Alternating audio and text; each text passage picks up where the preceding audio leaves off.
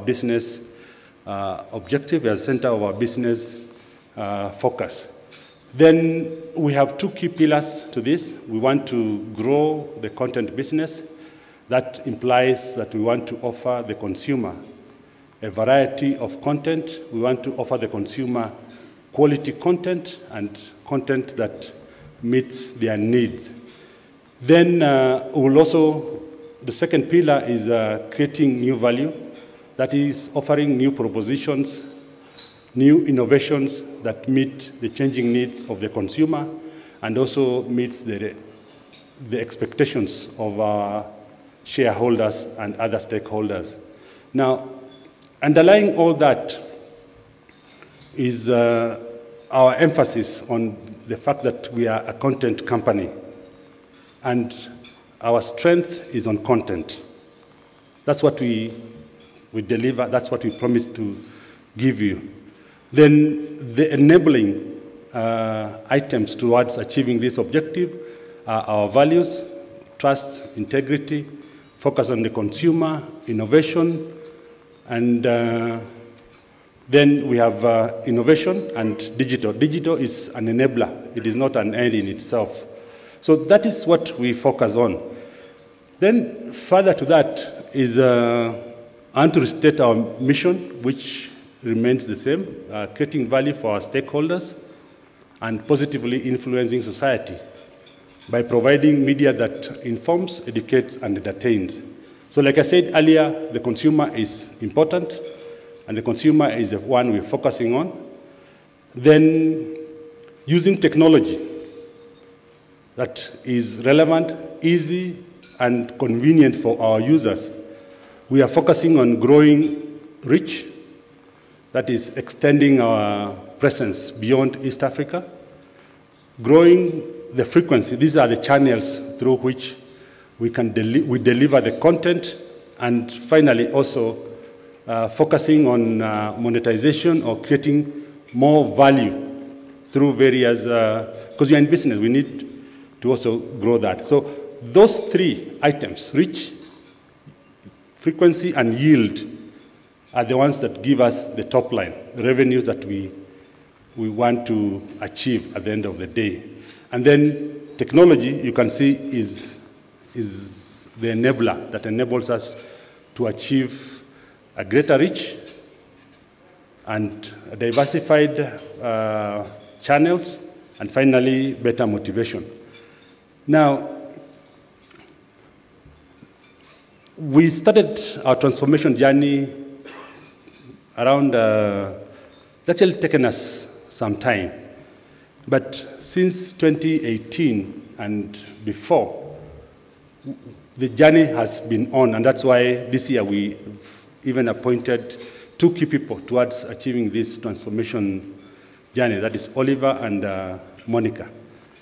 Now, to achieve our growth and diversification, we have three key planks.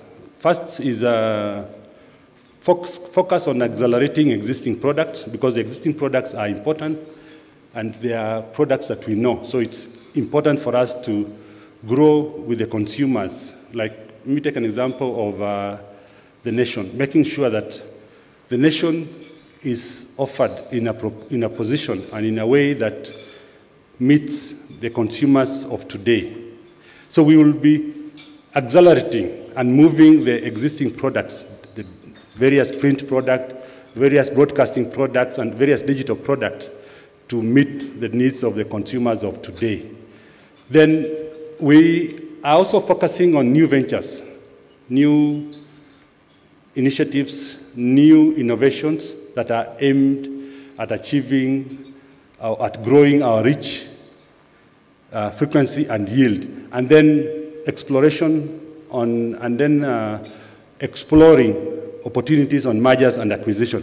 I'll try and also give details, more details in the next slide on our transformation agenda, which is part of the journey that we've embarked on in 2018.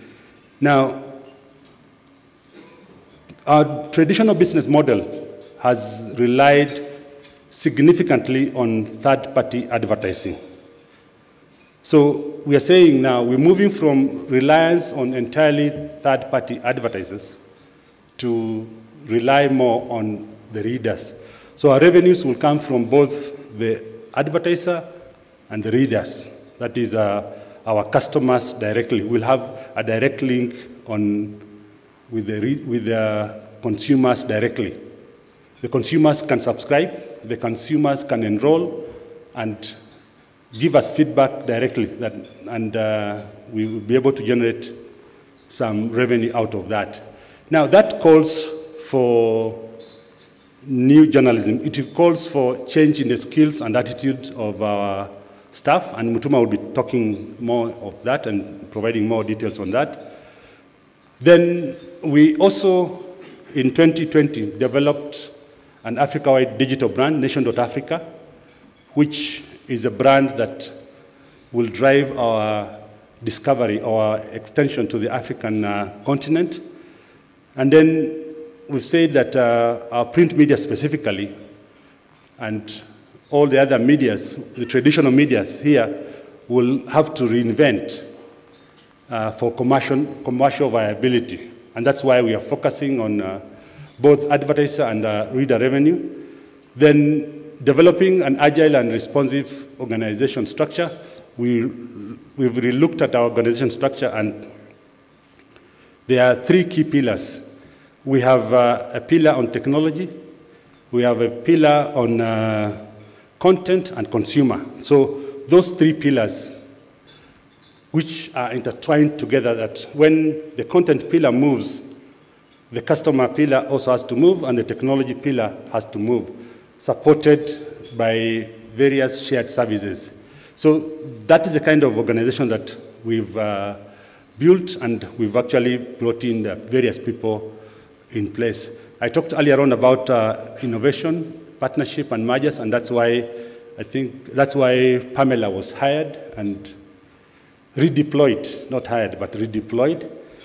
Then focus on the youth, the population of the youth being more than 65%, and sometimes, depending on what cutoff you work with, we talk of 75%. Broadcasting, focusing on video and audio growth and monetization. Again, emphasizing the need to offer the consumer podcasts, offer video platforms, and offering the consumer, because traditionally we know that news are at 7 and 9 p.m. But that has changed. You need to consume your news whenever, wherever, and whatever time you want. Then, of course, underlying that is a need for operational efficiencies and ensuring that we are financially sustainable. So that is our agenda, and Mutuma and Richard will provide slightly more details on what we have done and what are the next steps. Then recently, we launched a peace initiative. This is as part of our campaign during this election year to ensure that we have a peaceful election and we don't have a repeat of what we've experienced in the past. So we've been driving this campaign, Mimim Kenya, through various messages, through various partnerships, and using on our platforms, we've carried these messages from a variety of Kenyans of all walks of life. The next slides are just highlights of some of the activities for last year. Those are commercial initiatives, like we had a MICT Expo, we had an MSME exhibition. All those are, again, our initiatives to meet the needs of our consumers. In this kind of initiatives, our consumers are able to meet their customers, and they are able to have a platform where they can offer their products, and we are able also to collect content, we are able to interact with them, and we are able to offer this content to Kenyans. Then this is an area we are proud of, and we are leaders in this area, the area of thought leadership, the Nation Thought Leadership Forums, which started well before COVID and transitioned to virtual platforms. And then our Kusi Festival of Ideas, Kusi Ideas Festival, which is now 3 years. The first year we were in Rwanda, second year we were in Kisumu, and third year we were in Ghana, where significant issues affecting Africa are discussed and solutions are presented to the authorities. And this will continue, and will communicate with the public at the right time which is the next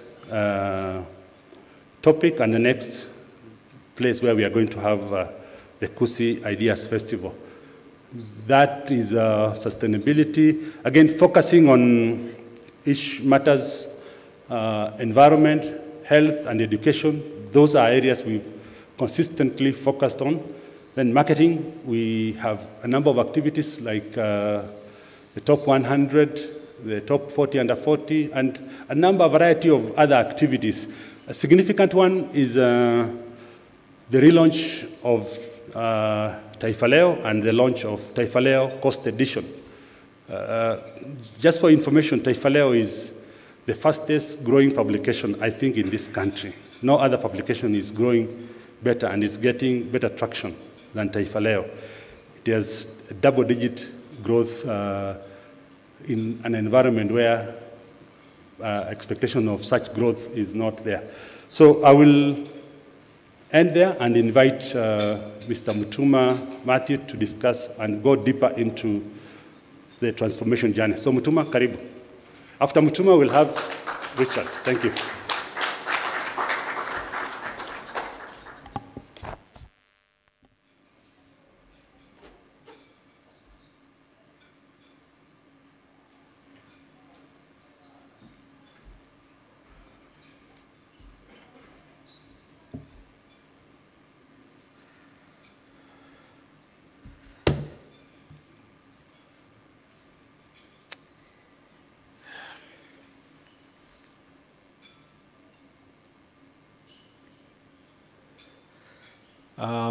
Mr. Chairman, ladies and gentlemen, I'll take the next couple of minutes to provide an update on what has happened to our products and our plans for the future. Before I talk about Nation Africa, let me just pick up on a point that Stephen has made and say that our traditional products have shown resilience that has surprised us, and it has set us thinking that the development of our journalism is not linear. There are products that we thought had come to a point of maturity in their cycle and which are getting a response in the market that is quite surprising. And therefore, even as we are moving to a new environment, these traditional products will continue to be an integral part of the package that we put in the market. Having said that, Nation Africa continues to be our platform and journey into the future. We have experimented over the last 2 years or so with different content, with different variety of things. And the response that we have gotten from the market, again, has been fantastic. We set out to learn, first of all, because there is no ready-made formula for digital change. We have learned quite a lot, and we have just completed a comprehensive review of Nation Africa, including the strategy that we started with, how we've gone to the market, how we've related to the people that we serve, the technology that we deployed, and now we feel that we are ready to scale. So in the coming month, there's going to be a lot of activity on Nation Africa. I must say that our thinking about not just the local market, the regional market, but also the African market is getting validation by such movements as the Africa Free Trade Area and the expansion of the East African community, which is probably now the strongest of such integration units. And our feeling is that the nation should be there to support that expansion and to support Kenyan businesses that are going to explore these new horizons. Secondly, somebody has to care about Africa, and that is ourselves, because as it is in the world now, there's a lot of lip service to the things that are happening in Africa, but no concrete engagement. Let me revisit this slide that Stephen has made reference to, because it is important to communicate, within ourselves and with our board and with our investors, so that they understand our interpretation of where we are going and the framework that we are using to get there. From a journalism perspective, those are the three things that guide the way we think and we take decisions. From a journalism perspective, reach is not just growing an audience, it's also understanding that audience and being able to personalize our content. In the old days, we talk about relevance. Personalization is the highest level of relevance, and you cannot monetize content unless it's absolutely relevant to the people that you are addressing. Second, when we look at channels, for us, it's not just the platform that we are using to reach you. It's not just the mobile phone, but it's also the point of interaction, which is a content. Okay, so what content? And it's content that is done uniquely in our way. It's content that has high aspirations of quality, credibility, and believability. Again, reflecting back to the values that Stephen spoke about. And when we talk about yield, yes, we are talking about a return to the shareholder, but it also speaks to our obligation to positively influence society. And of course, for us in the new dispensation, we always have to worry about how we finance our journalism. Our access to capital is therefore important to that extent. Why am I going back to this? Because we have to get the right balance of the right combination of emphasis. You can't just focus on one. The temptation is always to go straight for yield as opposed to laying the foundation by going for reach. Now, I'm going to spend 1 minute or so talking about disruption, because when we say that we have been disrupted by the new digital environment in traditional media, what we mean? And what we mean is that everything has changed. The customer as we knew them, the customers as we knew them have changed.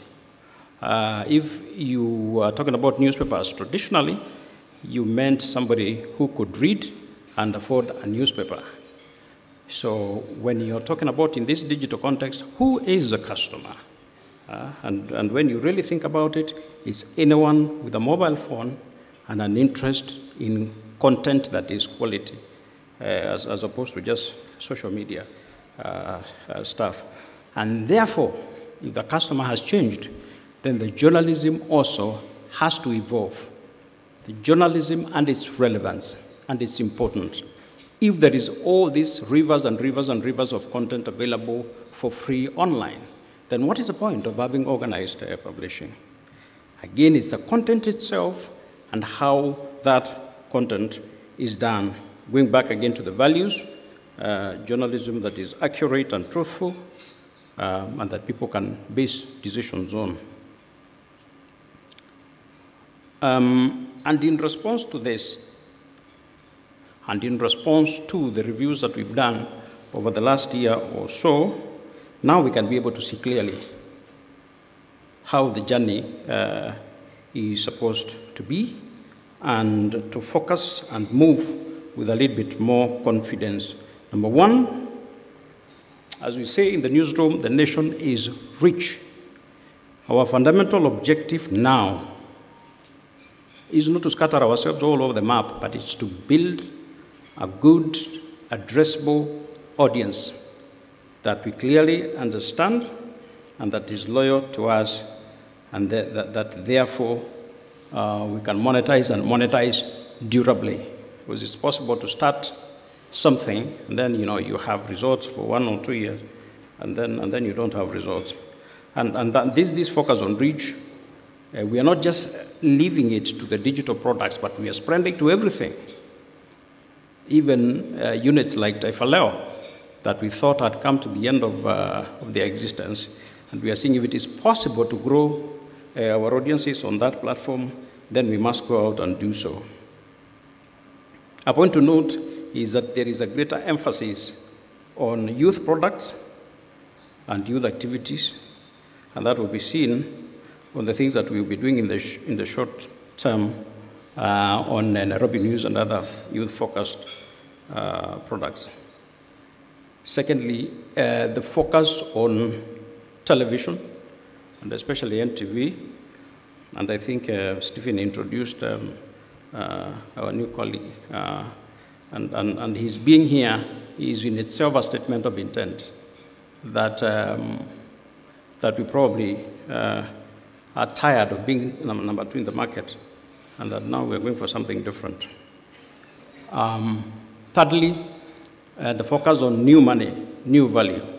Like I said again, it's always important for us to have access to capital to finance our journalism, and that is where partnerships, the new big division that we've created, comes in. The target for that division is hundreds of millions of shillings, and I think partnership funds and other new ways of making money is changing the media business in ways that we would never have anticipated. So again, in my going over that, I think I've focused on the 3 key areas of our activities, and I think Stephen also talked about that, being customer-centric, using data to understand our audiences and their needs so that we can personalize what we serve, content that is of absolutely high quality, and focus on reputation and believability, and keeping alive our social mission to change society, and investing in technology that allows us to work efficiently and effectively and to deliver world-class experiences.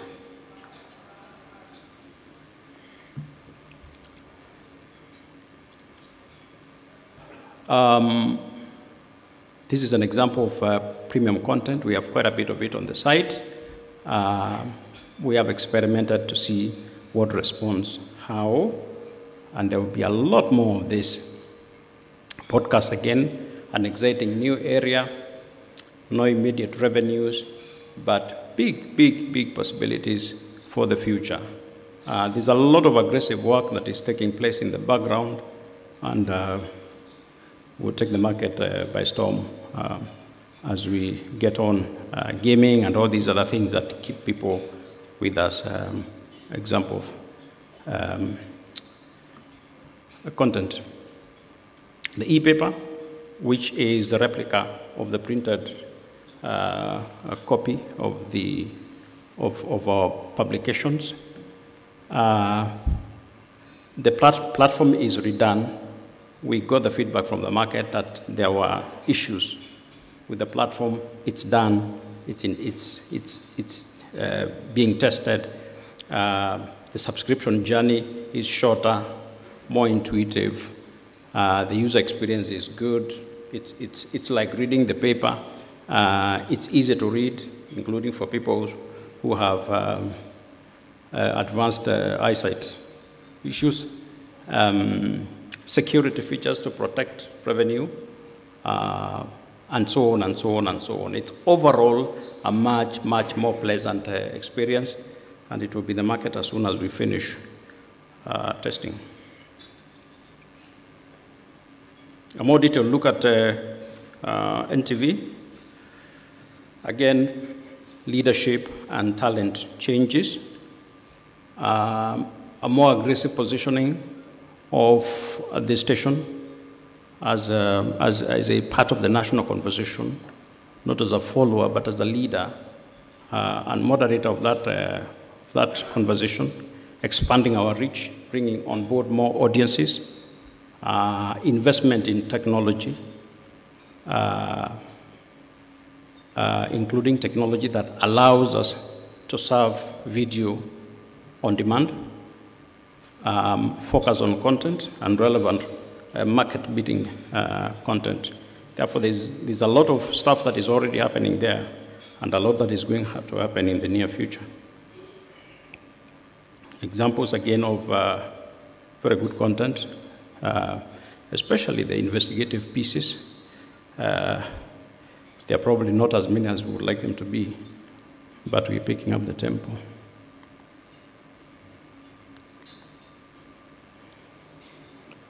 Let me talk about the things that are happening in the coming months. First is the Business Daily.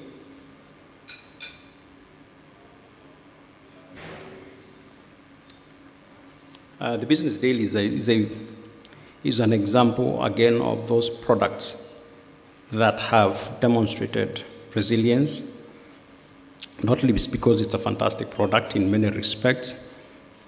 And it is also the last of our traditional products that we are reworking. We have gone around all of them from the East African to Taifa Leo.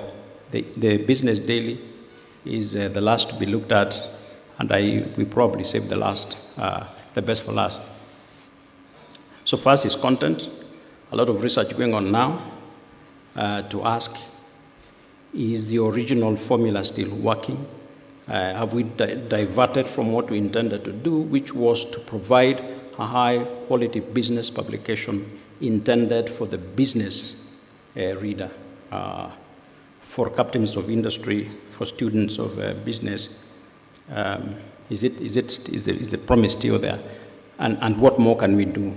Where else do we need to go?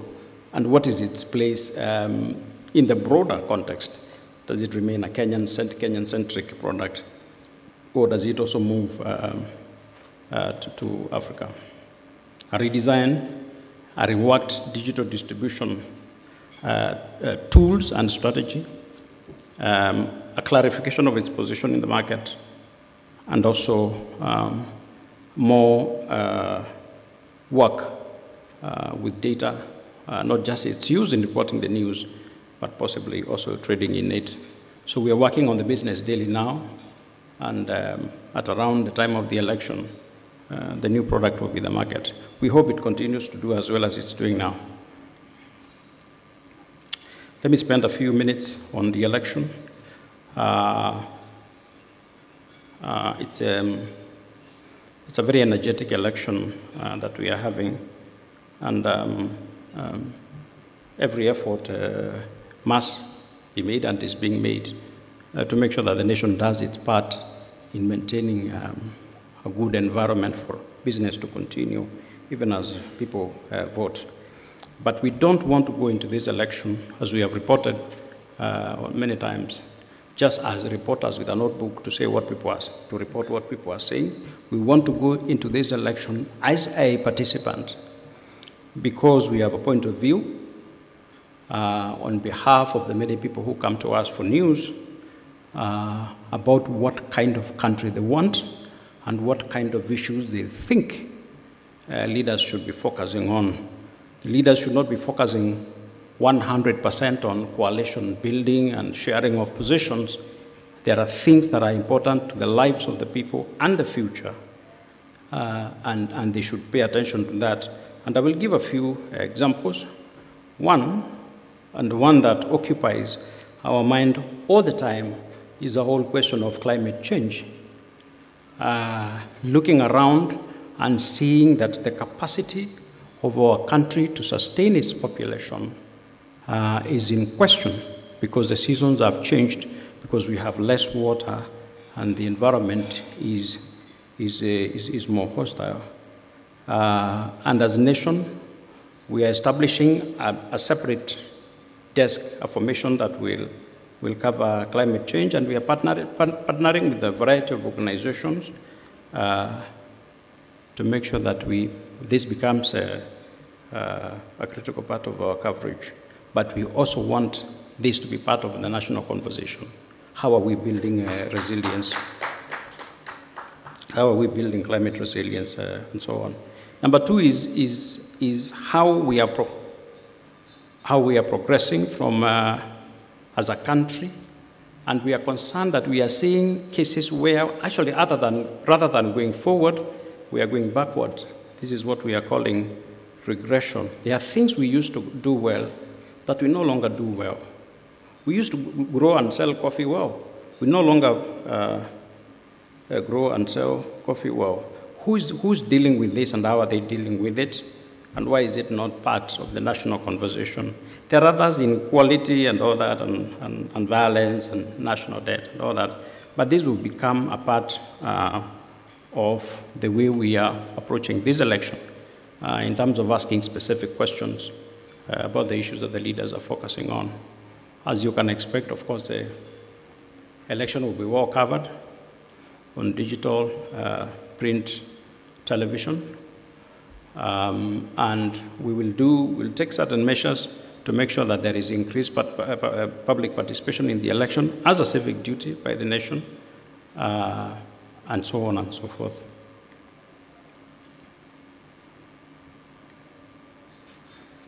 This is my final slide, just to touch on the things that are happening in our newsrooms to prepare them to take on the challenges that are coming at us, and to make sure that we remain a viable and profitable business. I think maybe the one to really emphasize is building capacity to initiate and manage partnerships well, and also to find new areas of bring revenue on stream. New content areas, I think the key among them is climate. Yeah, and I think I'll stop there. I probably have spent more time than I should have. Thank you very much.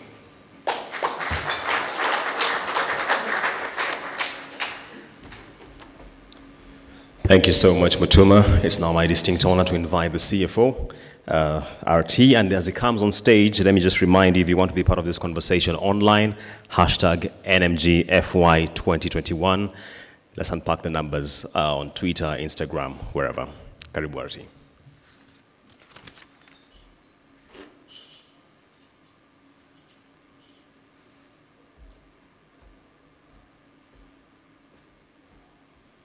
Good morning.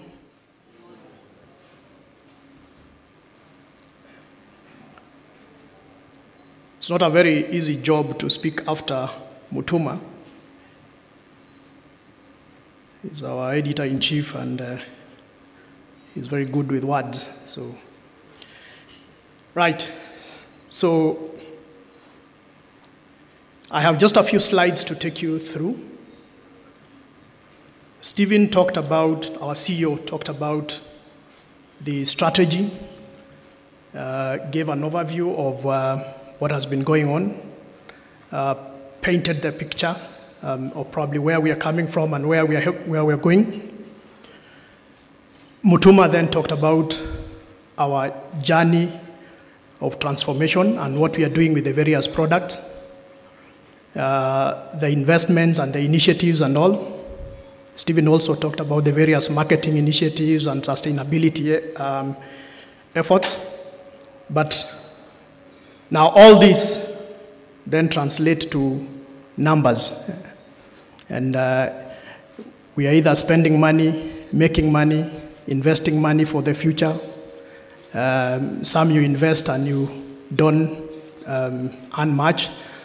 And particularly in this era of disruption and a lot of experimenting on innovative initiatives, there's times where you put in money hoping to make a lot of money and you don't. So it's one reality we have to live with. So I'll take you through a few of these slides. Now, those are the key highlights for 2021. It was really a recovery year because 2020 was a complete collapse of the business, not just in nation, but I think across the world, irrespective of which sector you are in, whether in media, in aviation, the hotel industry, banking, all of them suffered. So it was really a recovery year. So the numbers might look good, but it was from a lower base, but still a good effort. Print advertising recovered, 14% up. There was a lot of initiatives apart, and Sogoti has done, GM Commercial has done quite a good job with his team to push that.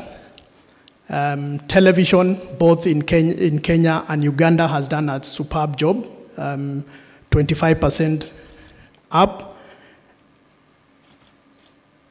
We also have a growth in radio revenue, but this is largely in Uganda because we have several radio stations in Uganda. Kenya is picking up, and I think there'll be a good story, particularly this year. We also grew digital revenue.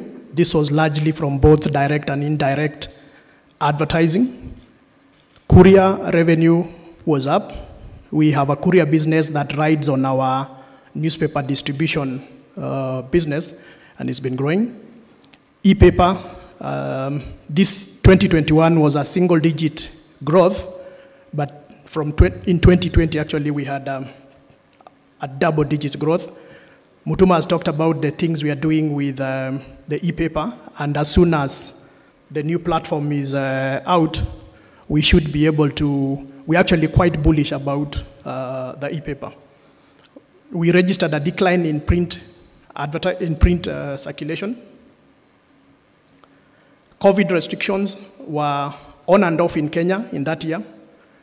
In Rwanda, there was a full lockdown. Uganda also, there was a lockdown until actually January this year. And that really impacted our operations, print operations particularly, in Uganda up to until the beginning of 2022.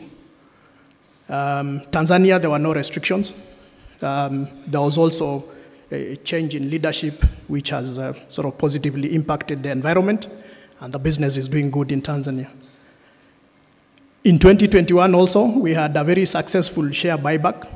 Bob Karina and his team is here. We did a lot of work with Bob and Mahesh of ENS. It was the first ever share buyback in this region. It was a learning, a lot of learnings, actually including the NSC and the CDSC as well, and the CMA, and we got support from all the players in the market, or both the regulators and the NSC.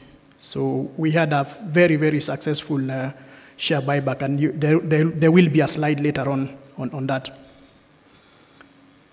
In terms of digital revenue growth, we have a number of revenue streams in as much as we are still trying to grow quite a number of them. Digital advertising was up 13%. E-paper was up 8%. We have a number of mobile value-added services, one we call Skiza, which is doing significantly well. Unfortunately, most of the money is kept by Safaricom. There's been a few changes lately, and hopefully we'll start making some money from there. We have a young team that is running that show, and they're doing a very good job. TAG is our in-house agency. They do a lot of work both for internal, our various products, and for customers externally.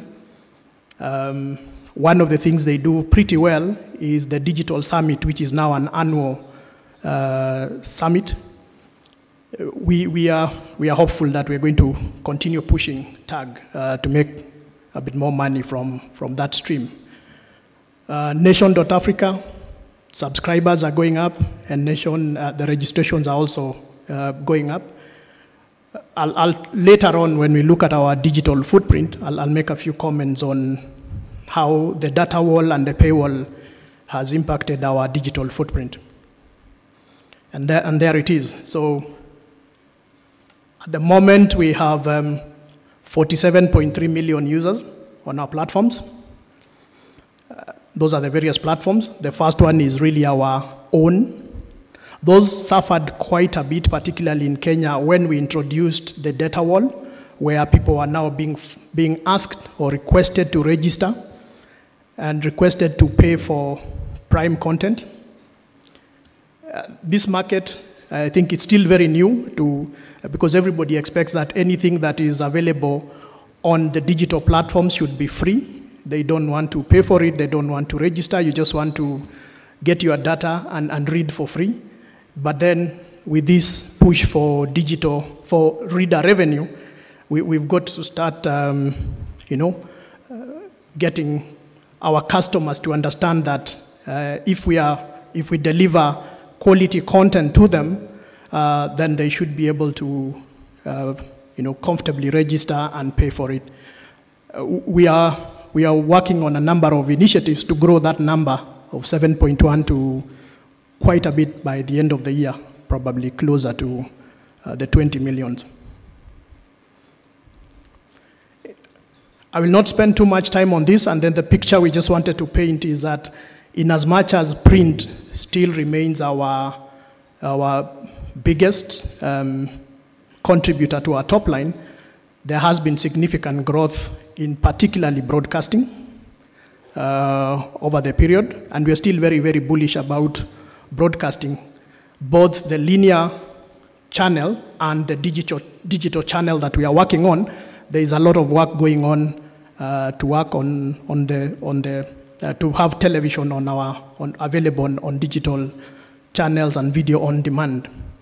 Just a comment on the digital revenues. In as much as it looks like the growth is just 1%, but the margins are significant, so that if you look at what is contributing overall to our PBT, the digital margins are significant. They take time to grow. The stuff that Mutuma talked about, you have to invest and you have to be ready to put in money year after year after year before you start making any significant revenues on the top line.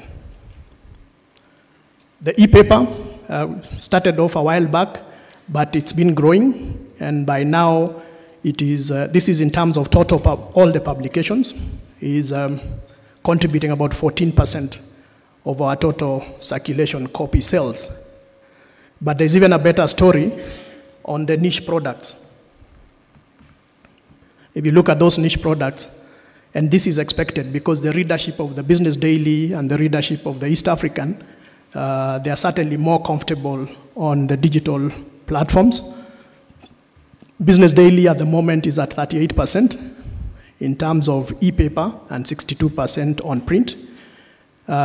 This, I think, if you go back to what Mutuma talked about, the work that is going on for the Business Daily, we expect this number to grow significantly, probably to over 60% e-paper and maybe just 40% on print, because print will still not disappear, but the margins are much better on the e-paper.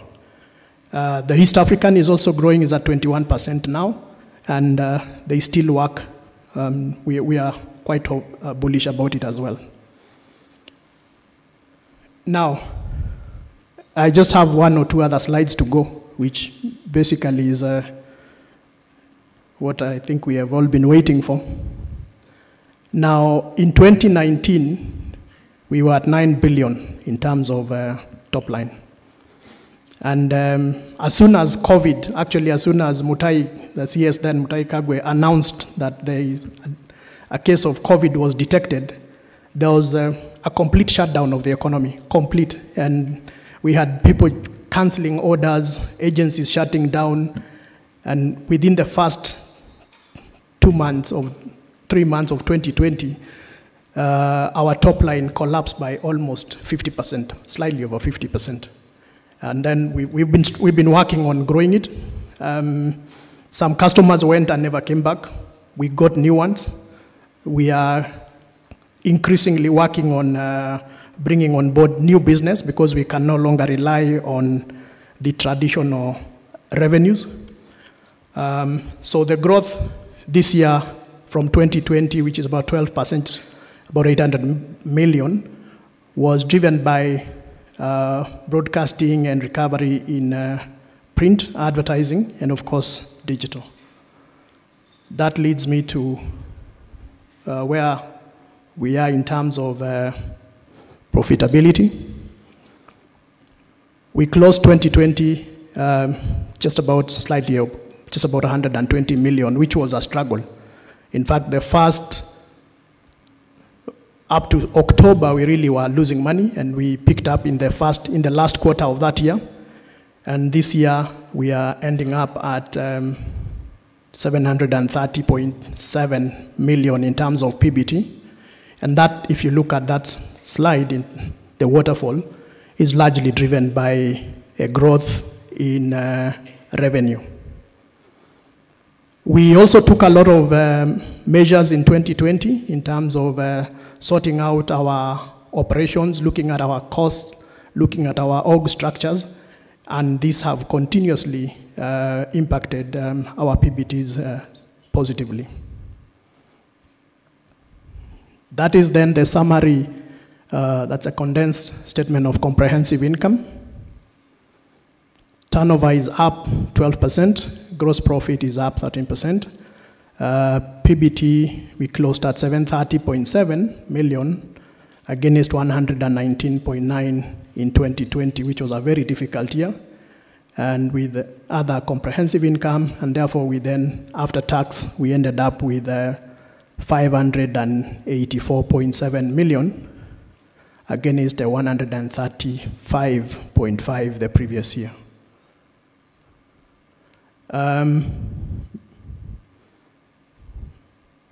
This one, I just thought I should highlight this on the share buyback. This is what happened. We went on a very tough journey of learning and trying to work with the various authorities in getting this share buyback to the market, which we did with a lot of learning and collaboration. The target was 20.7 million shares, but we closed at just about 17.1 million shares, which was a total cash outlay of 427.5 million. When we issued the cautionary notice in February, our share price at NSE was at 13.4. And then when we did the public announcement, it has jumped to 17.2. And then when we commenced the share buyback, it had already gone to 25, which is the premium price that we were allowed by the CMA to issue the share buyback. And we closed on 24th of September at around 25.3. And now the price is ranging around 2021. So that's where we are. So I will stop there, and I'm sure there'll be a number of questions going ahead. So I will then stop there and hand over to Julian. Thank you very much. Thank you so much, RC, for giving us some good flavor around the numbers. Strong top line, strong bottom line. I'm sure we shall have a lot of questions in the Q&A session. Right now, let me take this opportunity to invite the chairman of the board, Dr. Wilfred Kiboro, to give his remarks, after which we shall get into the Q&A session. Chairman, karibu.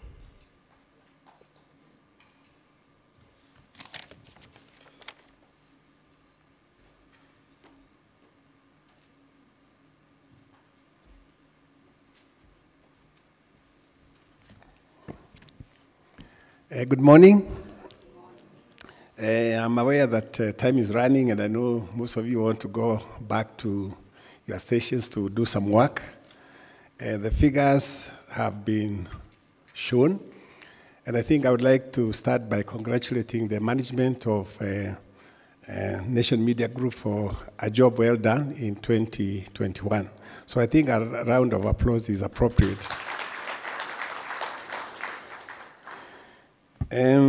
I think this session, what we have done traditionally is actually a session of interaction, because all of you, I like to think you are consumers of our product, and I think this is a very good opportunity for the management and also members of the board who are here to interact with you consumers and also tell us what you think about our product. So that feedback is extremely important, and I would like to suggest that maybe in future sessions of this nature, investor briefings, if the management could spread around all the tables to ensure, in fact, we take advantage of as much feedback as we can from the various people. Nation Media Group, when I joined them in 1991, we were called Nation Printers and Publishers. That was our name, because in fact all we did then was publish Nation, Daily Nation, and the Taifa Leo, and that was about it. But from where we stand today, you know that Nation Media Group is a fairly complex organization. In fact, I think the presentations today have not done justice to what Nation Media Group stands for, because we actually operate in 4 countries. We are in Rwanda, we are in Uganda, we are in Tanzania, and we are here. But some of the presentations here, they look like they're very much Kenyan focused. And we sometimes hear from the investor perspective, we fail to understand that it's actually a regional company. And also in terms of the fact that, in fact, the whole business of Nation Media Group has been redefined from what it was to what it is today, because today it is important to understand the Nation Media Group as a digital content aggregator company with a global reach, because that's what we are. Because like when you take, for instance, the KUSI conferences that we have, festivals that we have been holding for the last 3 years, the people who come to participate, they come from across the world. And therefore, in the transformation journey that we have been talking around here, digital business makes political boundaries, and also national boundaries irrelevant. And from the board perspective, what we have been telling the management to do is to look much more broadly and understand that the same way you reach a customer in Kisumu digitally, you can reach the same customer in New Zealand or in Boston or in Russia or in Ukraine when the fight stops. And therefore, we have to have that kind of disposition and that kind of attitude to understand that we are now looking at this thing much more broadly. And this is a journey that we have started. We are very much focused as a board to ensure that, in fact, in terms of everybody within the organization understands what business we are in. We are not just a Daily Nation, a Taifa Leo, the East African, the Business Daily, NTV, business. No, we are much, much broader than that. And also the complexity of our business, because when we talk about our core business of informing, educating and entertaining, we look at the whole spectrum of the human race, because we need to take care of our children. And therefore, if you are a mother, what is the information we need to give you when you are starting a family? If it's the question of health, we have to take care of that. If it's business, we have to take care of that. If it's health, if it is politics, if it's whatever it is, whether we are also talking about climate change, the knowledge that is needed and that is aggregated so that it can then be put out there is huge. And this is what makes the media business very, very complex, but very, very, very interesting. I don't want to belabor the point, but all of you you have all been managing your businesses, and you know what you went through in 2020. A lot of businesses faced very, very challenging, situation, and the media group was not challenged. For instance, Nation Media Group, whose revenue, as you saw from the figures out here, was very much dependent on print media, hard copies and so on. The information going out there was, you can't touch a physical copy of a newspaper because you might catch COVID. And therefore, what happened? The circulation went down the chute. And then when you have a situation like that where your revenues just drop suddenly by 50%, you are in trouble. And we did get into trouble. But I think to the credit of this group, I think we bounced right back, because a lot of media houses across the world, actually, they closed down, never to be seen again. But we are very grateful that, in fact, we did survive the 2020, although just barely. We were above the line. I think we made 120 million shillings profit. Maybe the worst profit we had done in more than maybe 20 years. And it wasn't a very comfortable position for us to be in, because we were not in that territory of where loss making. And we have re-engineered ourselves to say, okay, this is where we are. We had started the digital transformation journey about 6-7 years. But the COVID pandemic actually acted as an accelerator to us actually to focus and actually pursue our digital transformation journey. And we are doing quite a lot about that. It's quite complex to be honest with you. Because as Mutuma mentioned, I think it's Richard who mentioned, all of us are we consume digital content on a daily basis. But how many of us actually pay for the content that we are actually consuming? Very little. And it's not just unique here, it's actually global, because the information is out there. Anytime you want any information, you go and do the Google, and you can get any information. You go to the social media, they tell you who is doing who, what, and so on. But this is all for free. And the challenge we have as a media is to find out all this information which we gather together. And it costs us a lot of money to put and aggregate this information together, depending on what it is. The challenge we have is, how do we make people to pay for the content which we have tried to put together at a great cost, and so that we can actually continue to do more. We are getting in there, because I think we have taken advantage of getting the advice from those people who have gone through there. We have very good partnership with people like New York Times. They have gone through that journey. Their journey took them about 10 years, and I think it's only last year when they actually, the digital business actually became profitable. And you can imagine the kind of resources a media house like the New York Times have gone through to be able to break that.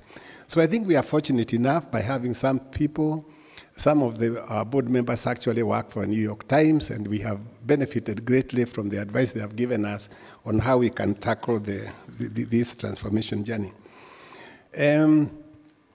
Just talking about the present, although the figures that we have shown here are quite impressive in terms of recovery from 2020, but I think as business analysts, it is quite a fair comment to say, yes, the growth, but from a very low base, okay?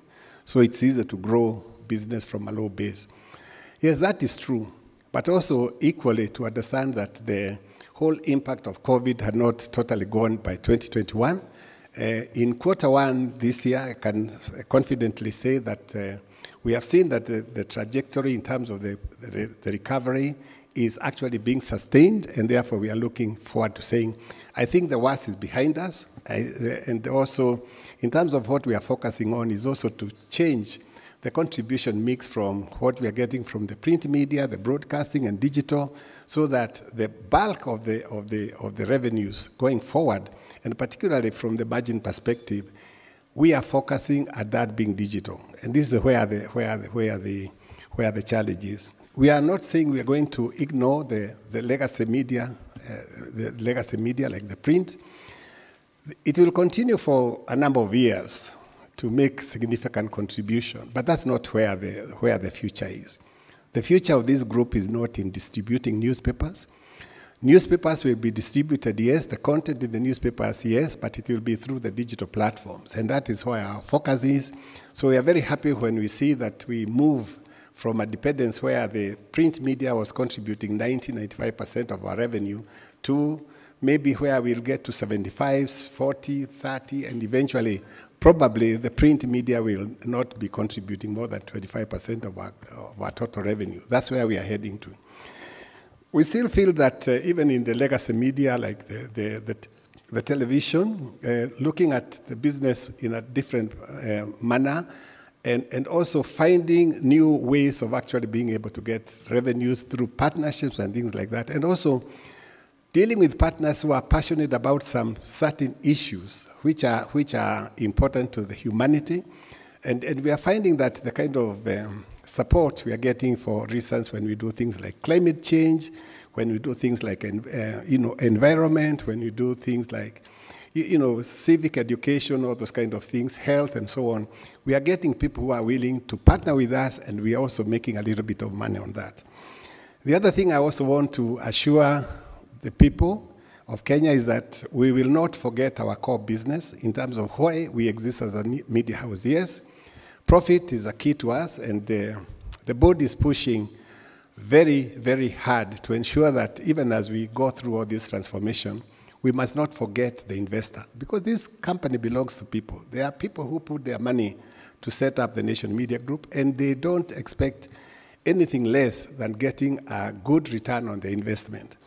So despite the difficulties that we talked about, and we are also going to be investing a lot in terms of now to help us to get into the level that we want to do, I'm happy to announce that this year, you saw the figures out there, that we will actually go back and start paying the dividend starting this year. And for this one, because we didn't make huge profits, as you saw, it was below $1 billion.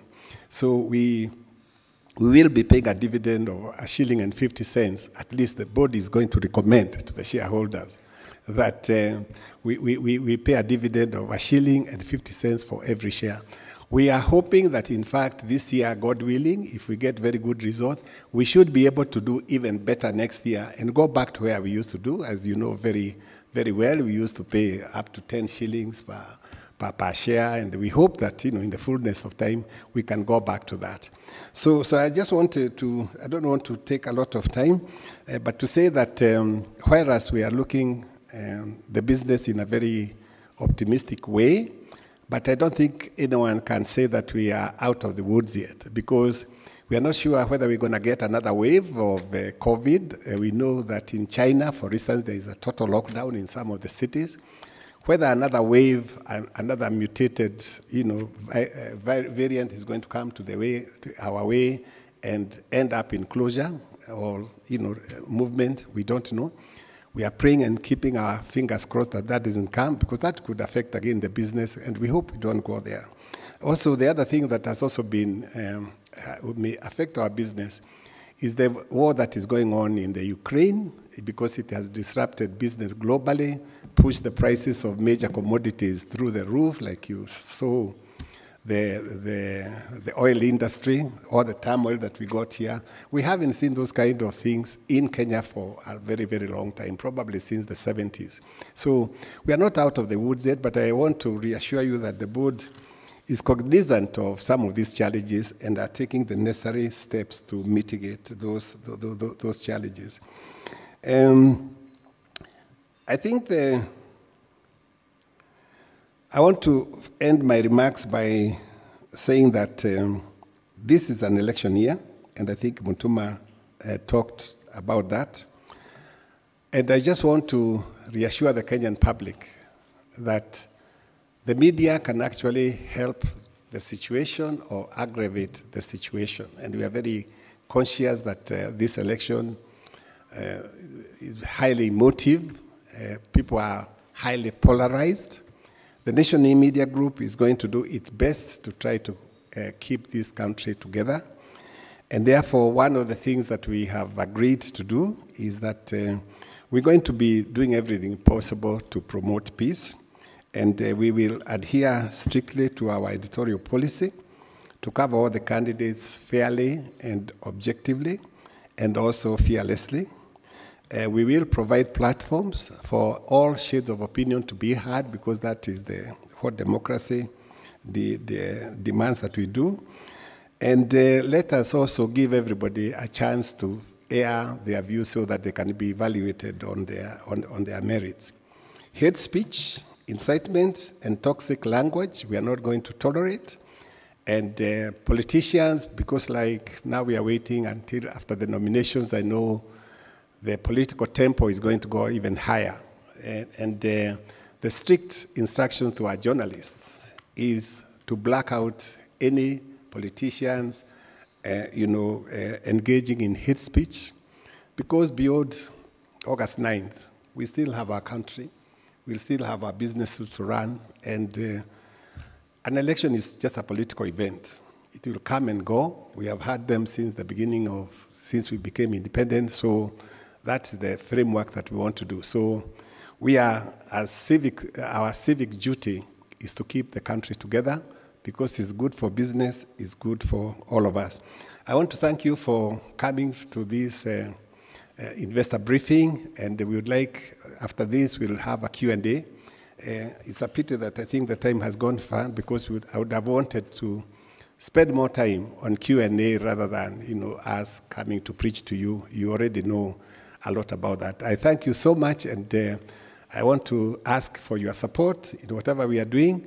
We are in this together. If you find things that are not going well, please feel free to inform us so that we don't have monopoly of knowledge, and any contribution you can tell us things that we are doing okay, things that you may think that we can improve on. We would be happy to hear them. Thank you so much, and God bless you.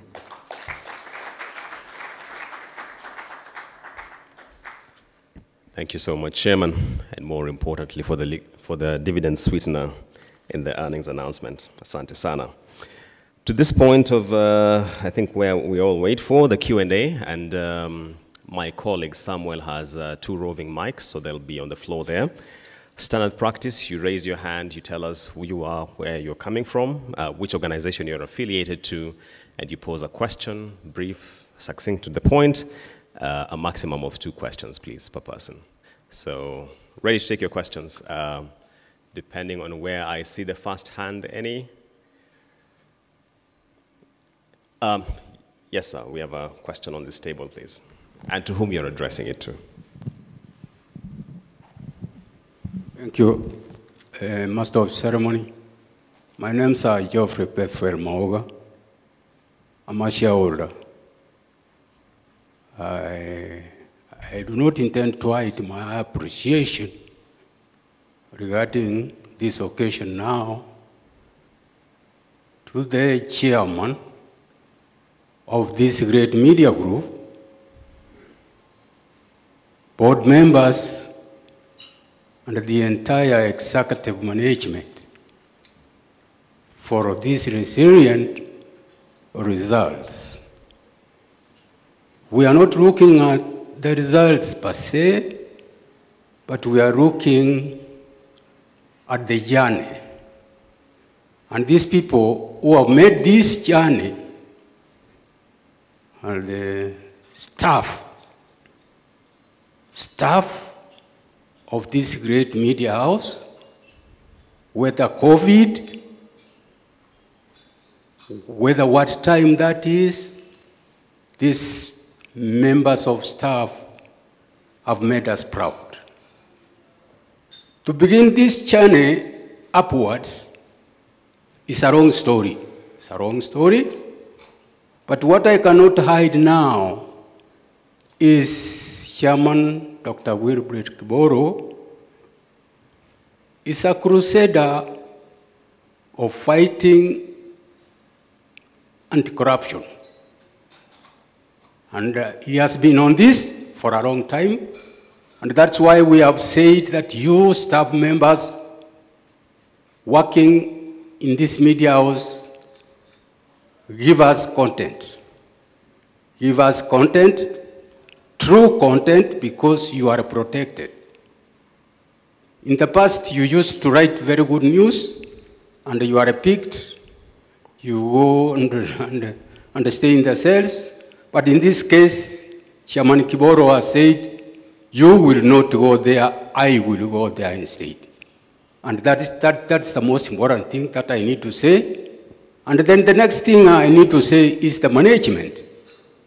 Waitaka Stephen Gitagama, a wonderful CEO, has got a team.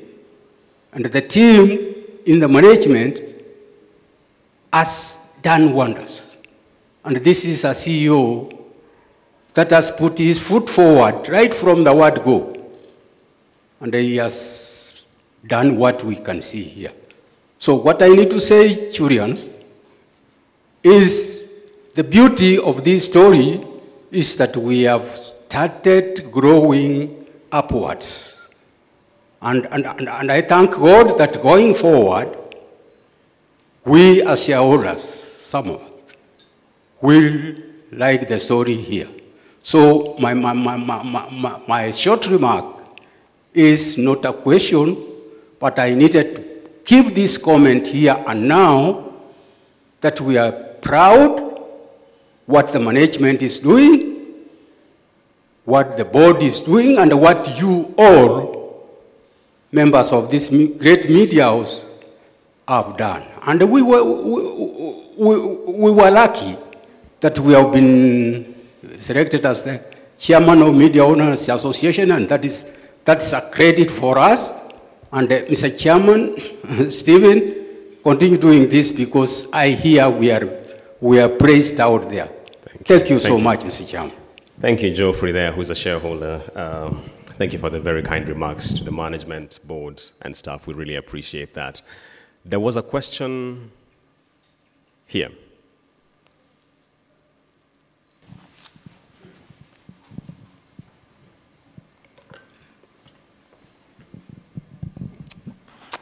Oh, sorry. My name is Mwai. My take home today, number one is the fact that Taifa Leo is growing. I was very happy to hear that. I'm thinking probably part of the reason because I've started buying it for personal reasons, because my Kiswahili has been deteriorating. And it used to be good when I used to read it. So recently I've started buying it to revive my Kiswahili. My other take home today is a comment by Mutuma on the issue of environment. In my view, there is no leader who should be having good sleep, especially in Africa, with the damage you have done to the environment. When I talk to young people these days, I actually apologized because of what I've seen in my lifetime in terms of the damage you have done to our environment. But today, look at the totality of speeches and concerns and the thoughts of our leadership. You would not imagine it is the country where 3 million are facing starvation. It never comes up in their discussions, in their talks. And it's basically due to the damage you have done to the environment. In the 90s, I used to harass Ogethi Mwangi and MD Kivoro because I felt that nation was not addressing economic and business issues. And that was before the start of the East African and the Business Daily. That's how I ended up knowing of their coming before they came, because Ogethi and Kivoro told me we will be addressing their papers coming to address economic and business issues. That's why I'm happy to hear we are looking forward to address the issue of environment through our communication in our media. Maybe you can elaborate that a little bit more as to how, Mr. Mutuma, because when I was angry about lack of business news, I used to walk streets of Nairobi and realize everybody in the street, from the shoe shine, newspaper seller, and the idlers, they are only discussing what is on the front page because they don't buy it. Look at it from a meter away, and that's what is on the front page. It's what being discussed in town. So I would ask, can you put something business, economic on the front page so that Kenyans can talk economics, business? It never seemed to happen because politics sells. So how are you going to make environment sell, Mr. Mutuma? Front page, something on front page every day about environment, starving people. Can you give me an idea as to how we are going to do it? Because I'm very concerned. I was brought up in a country that was forest. Now we only breathe dust. Thank you. Thank you so much, sir. With a very direct question there for Mutuma. Maybe let me take another question before we... yes, there's a question right here. Briefly, please. Yes, please remember to introduce yourself. Good morning, everybody. Good morning. My name is Sally Chepkorir, and I'm a shareholder. First of all, the most formidable and treasured board of directors, the competent management, and if there are shareholders here, the esteemed shareholders, good morning once again. We've missed you so much. For the last 2 years, we've not been together, but we have to thank God that everybody's alive. I have 2 questions to ask straight. What role does the company play in entrenching sustainability in the business going forward? Then question 2.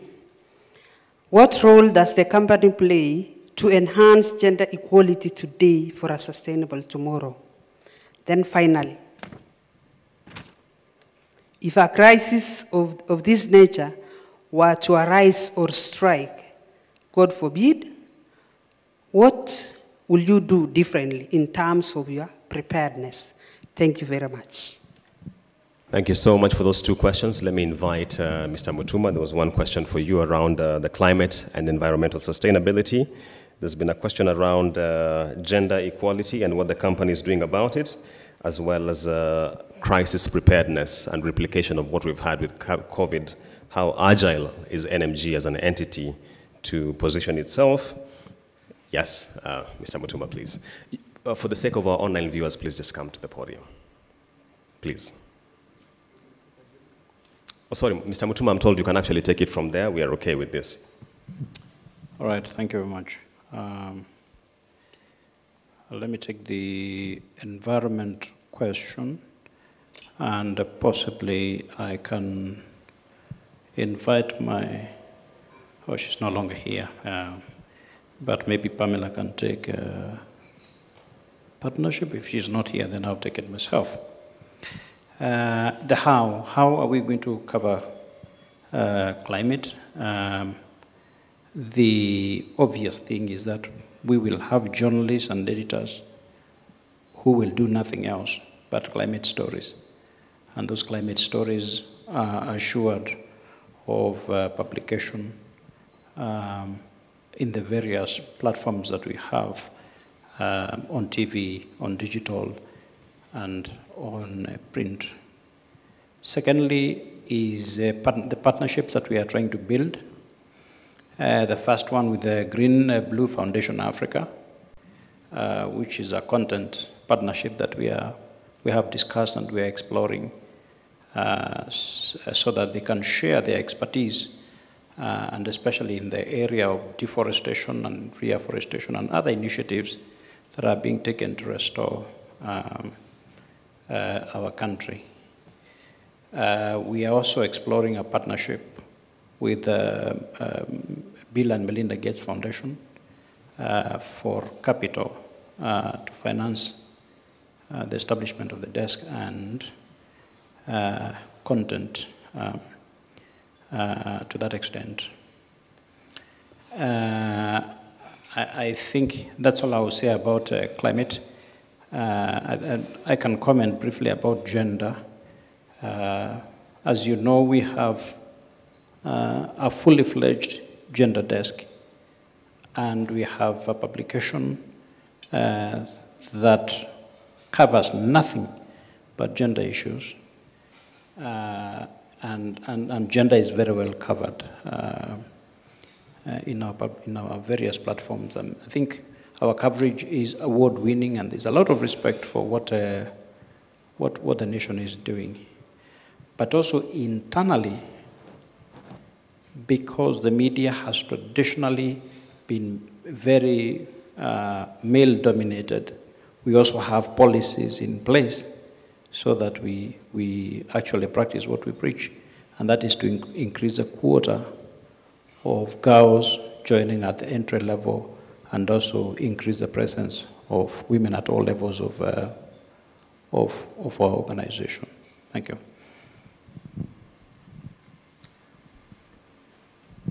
Sorry, there was a question around crisis preparedness. Her last question, I don't know. The CEO can take it from here.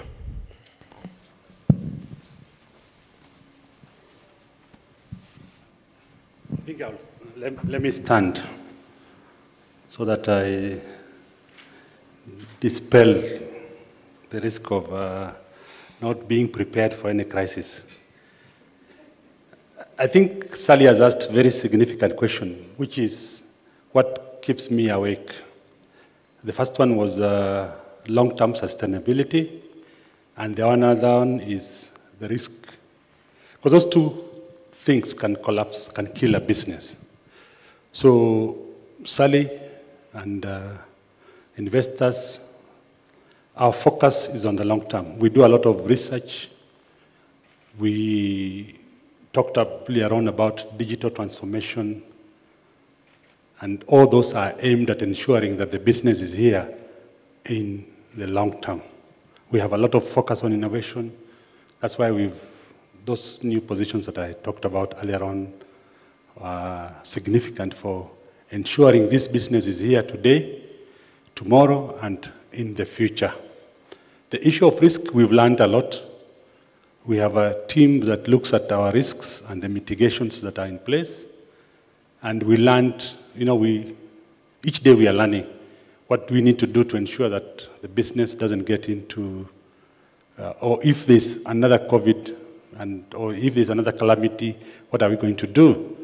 And I think we saw it with COVID. We sustained the business, and we ensured that the business has remained sustainable. But the board focuses on risk. It's an agenda item. They look at what are the risks and what actions have you taken, or what actions are in place. I again thank Mwai and our shareholder, Bwana Maonga, or Geoffrey. Thank you. Thank you. Thank you so much for that point, CEO. Last round of questions. We have 2 questions here, 3 questions here actually, and we shall then move to the vote of thanks.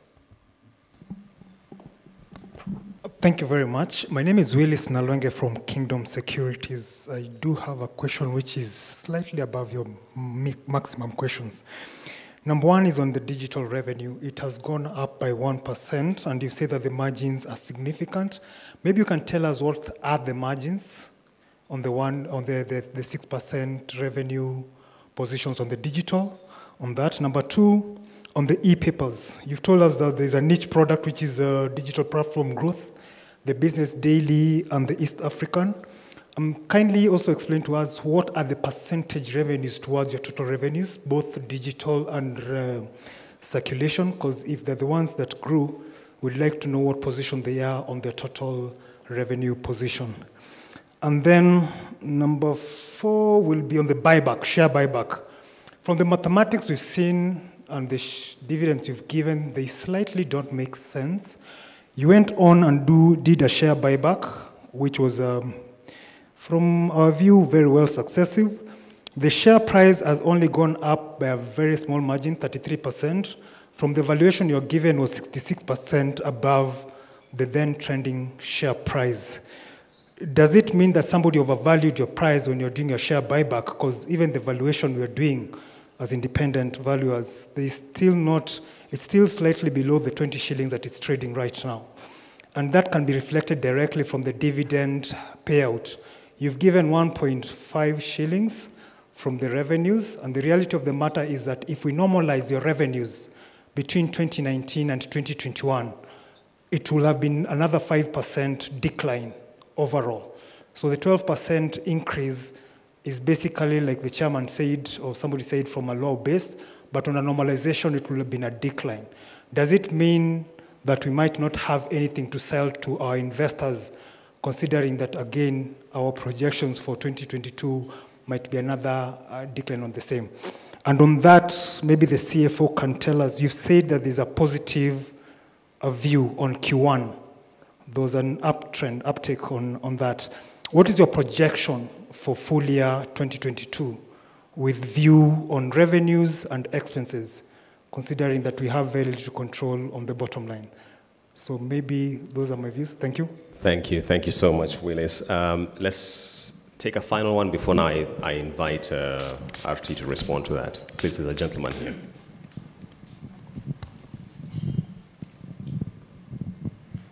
Thank you.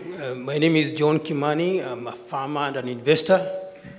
First, I would like to thank the chairman and his board and the CEO and his team for the good job they have done given the circumstances. I have three questions or maybe comments.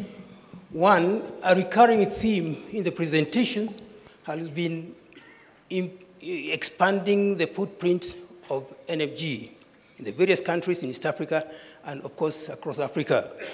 In this regard, Mr. Chairman, I don't know how much consideration or reflection you have had about making your presence felt in the sleeping giant which has recently joined the East African community, that is DRC Congo. Two, given that there are about 2 countries already where we are, and they're speaking French, and if we were to get a presence in DRC, we'll be having 3, which is just about half of the East African community. How much time are you, or in energy, are you allocating for imparting skills to your staff in linguistic competence in French? Because I guess if we are going to be in DRC Congo, French and Kiswahili will be your operating languages. My second question, perhaps, relates to what was mentioned by the chairman about children. There is an ongoing revolution right now in the country regarding education system, that the CBC. I know and I'm aware, I think the NMG has been covering a bit of it, but I think there's still room to do more, particularly using the Taifa outlet. Because when I go to the rural areas, you find a lot of frustration by old people trying to go to a cafe, try to get some information of what the CBC is all about and how do you engage the children and the teachers on CBC. I think these are really my main comments and questions. Thank you very much, Mr. Chairman, and the Master of Ceremonies. Thank you. Asante sana, Mr. John Kimani, for those questions. So let's start with Mr. Tobiko. Are you ready for your set of questions? Willis Nalwenge had about 4 questions. You may take them. Okay. I'll start with the one on digital.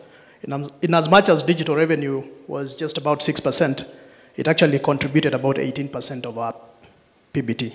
That, I hope, answers your questions in terms of margins. And it's going to get better. Of course, initially, at the moment, we have few streams, and the major streams is digital advertising, which is both direct and indirect, and the e-paper. Those are the major ones in terms of what is contributing to the top line. So they contribute about 18% of our PBT. Now, Your next question was on Business Daily and the East African. Just remind me what it was, but just very briefly, try to summarize. The question, if I may just recap it. Yeah. He was asking about the e-paper subscriptions, BD and East Africa, their percentages as a proportion of the revenue pie. The e-paper overall at the moment gives us something in the region of $1.2 million. And that's with a very rudimentary platform. So I said earlier in my discussion that we are very bullish about what's going to happen. The platform that Mutuma talked about, as soon as that is up, we should be more than doubling those numbers pretty soon. So for now, we are comfortable that a fairly rudimentary platform is giving us a top line of about $1.2 million. And out of that, the margins are over 70, close to 70%. Now, those are gross margins. On the issue of the share buyback, now, first of all, this was a new one. It hadn't been done. And if you note, when we issued a cautionary announcement, if you refer to the graph I gave, our share price was actually 13.4. And prior to that, the price has gone down as low as 9. Okay? And we were very clear that it was grossly undervalued. And in terms of the price that we gave of 25, we actually had to get a waiver from CMA to do it at 25. Otherwise, the regulations that they had issued, we probably, by the time we were sort of announcing it, now in terms of going public, the price was around 15 shillings, and we should only have done a 10% up. But it just didn't make sense. If you do a 10%, who will participate in that buyback? So we actually had to seek approval from CMA to issue at a premium. So we were sure that as at that point we were issuing it at a premium. So really the way I would look at it is from 13.4 to where it is now at 21. The issue of projections, no, I don't. Maybe there was another question you talked about dividend. What was the question on that? I'm not. So he didn't ask about the dividend. He was asking about if you normalize the earnings, 2019 vis-a-vis the earnings you put out today, it should reflect ideally a decline. Maybe you can respond to that. Yes, of course. I mean, there is no business, and not just Nation. There is no business today, probably apart from the Amazons and maybe Google and those, that is at where they were in 2019. I'm sure Serena is not where they were in 2019. So most businesses are not where they were in 2019. So we are not where we were in 2019, right? You saw the graph. We were at 9 billion in terms of top line, and we are at 7.6 now. We are not yet where we were in 2019. We might not get to 2019 tomorrow in terms of top line, but we will get to 2019 in a very short time in terms of PBT, because there's a lot more of operational efficiencies. There's a lot more businesses that are giving us better returns.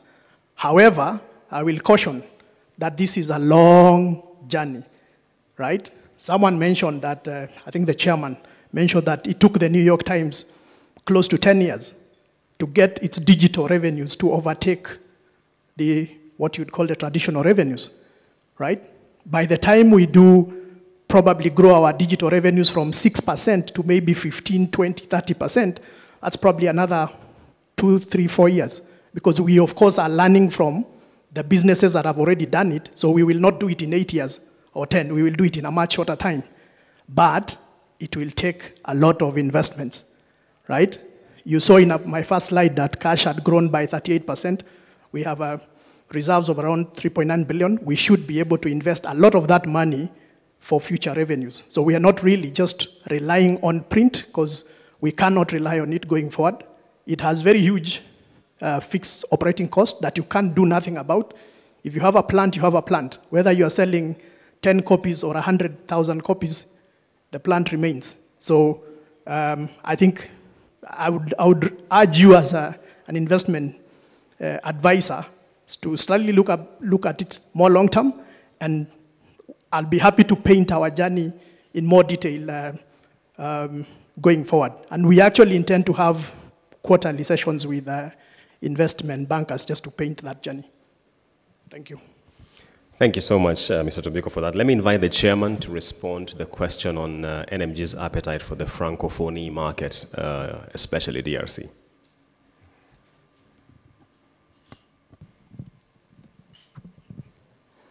Thank you, I think, for that question, John.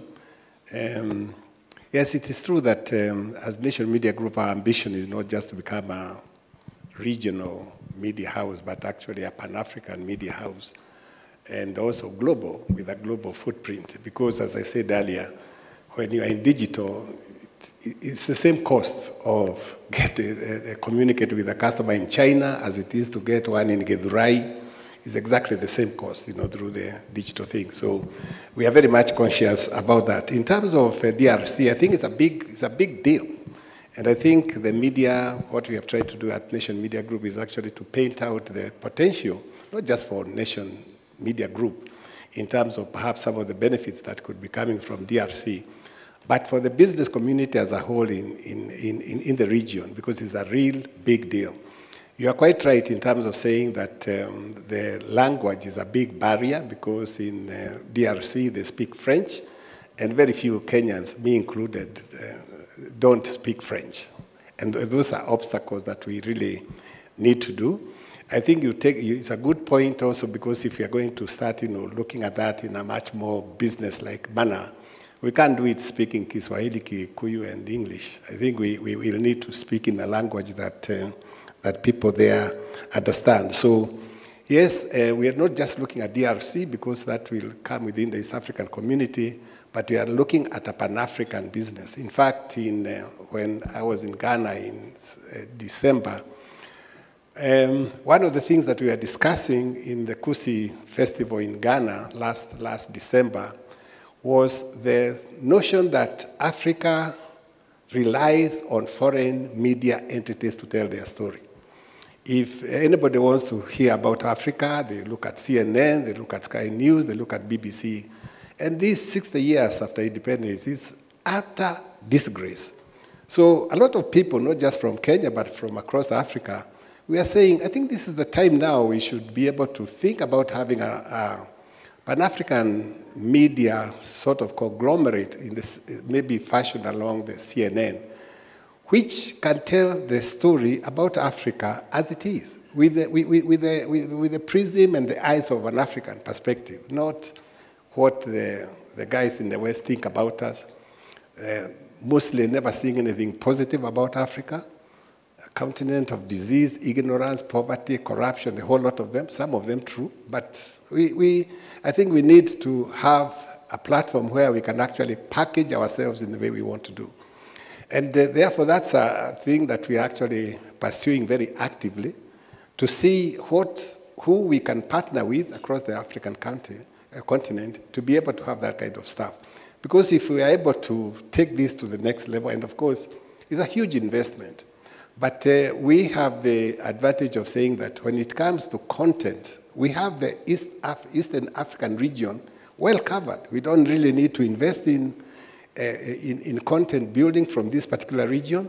And then we can also partner with people in South Africa who are equally strong, in West Africa, in the North Africa. And before you know, we can put all these together. But we don't try to do it as Nation Media Group, but we work with partnership with like-minded people. But I think we have got a lot of strength in terms of trying to bring that to fruition. The other point I would just like to mention, because it was, and I'm very happy that it was raised, about the climate change. Because global warming is an existential threat to humanity. And I must say that maybe people don't recognize, but Nation Media Group has actually covered the climate change very, very extensively, more than any other media outlet I know in the whole of the African continent, including some in the West. The COP26 climate conference that took place in Scotland, I think last year, Nation Media Group was very well represented, and I think we covered that event very well. I think some of the ingenuity of our journalists was, the chap we sent out there, the girl, I can't remember, I think Wandati or somebody, yeah? Zainab, yeah? She was covering this thing using her smartphone. But you would not have, people would have thought that she had gone with the whole camera crew and then everything. But she did a fantastic job in terms of bringing out what we are talking about. In Kenya and in the Nation Media Group, what we have done is to partner with various people like Green Blue Africa Foundation, Family Bank Foundation. For instance, one of the things we have just accomplished is actually reforesting Gong Forest. The Green Blue Africa Foundation has been given about 7,000 acres to rehabilitate the Gong Hills. And we did the first 10 acres, which is substantial, thanks to Nation Media Group, because they were able to actually bring the people together and to do all this together. So we are partnering with the various people and actually executing this whole environment and climate change issues. So we are very conscious about that. We also constantly keep on challenging our journalists that the menu for content is not just politics. Yes, politics is important because it's part of our life, but there are other things that actually matter to people, and some of the things that you guys have brought around here, when you talk about the business, sustainability, gender equality, all those kind of stuff, they matter to people. And I think Mutuma is here, he's listening, so that as he heads his editorial team, they know that even when they're giving us a menu of politics, also give us a little bit of, in the side dish, some of these other things that are also equally important to our well-being. I thank you. Thank you so much, Chairman. Thank you so much. Mutuma wants to raise an issue, then I shall invite Clifford to give the vote of thanks.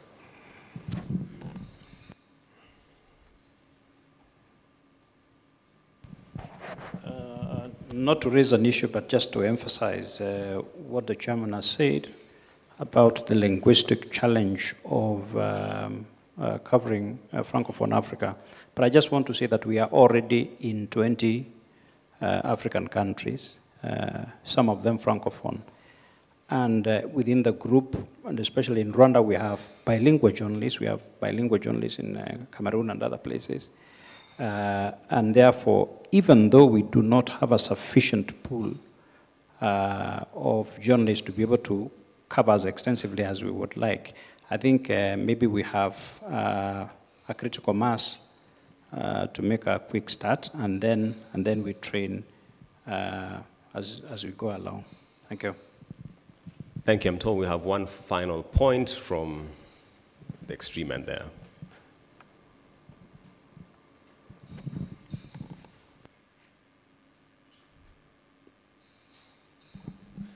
Thank you, and good morning. I'd first like to congratulate the entire management for keeping the company strong and resilient in such trying times. I wanted to commend you and congratulate you on the wonderful digital footprint. That slide was quite impressive. I did have a question about the revenues from digital, but I think Mr. Tobiko has answered that. Having said so, thank you, Chairman, for the dividend payout. And according to what you said about probably going back to potential of dividend payouts such as the previous times, if we ever go back to 10 shillings per share, I'm sure the share prices will rally. Just one question. So what other strategies do you have in place for increasing the subscriptions, digital, and also for increasing the share price? Thank you. Thank you so much for the question there. I don't know whether it's RT or Mr. Gitagama taking that question. What strategies do we have for ramping up the digital subscriptions and as well as propping up the share price? Mr. Gitagama can take it here.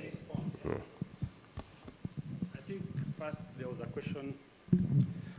a question which was asked by John about CBC and children and using our platforms.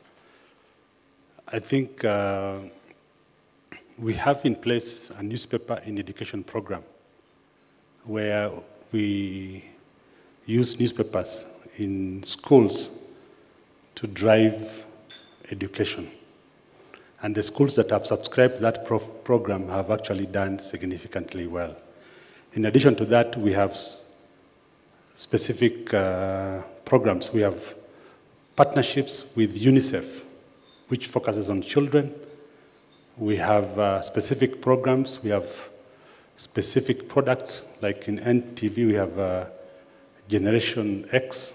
We have a junior sport pull-out on Monday, which focuses on children. So our focus on children is there, and we'll continue giving them support. Now, what are we doing to grow our subscription and our share price? Now, share price is, to a great extent, driven by performance and understanding of the strategy. So we continue. This is part of our initiative to actually make you buy NMG shares at this point, because the future, based on what we have explained to you, we are on a growth trajectory. Now, what are we doing on the subscription? Subscription is a factor of content. Mutuma talked about the kind of content, like you have prime content. He talked about skills, capability, improving the quality of the content. The other factor is the platform itself. We've just told you we keep reinventing ourselves. We have brought in people who understand how to enhance the user experience, the user interface.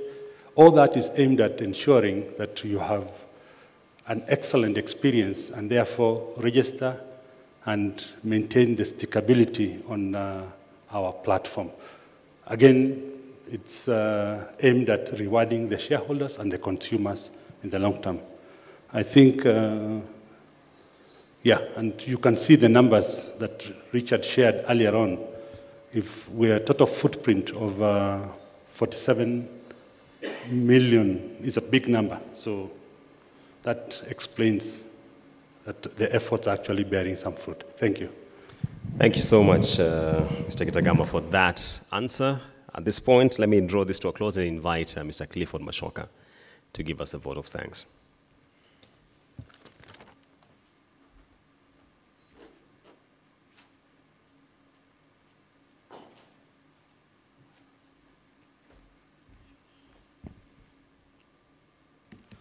Good morning, everyone.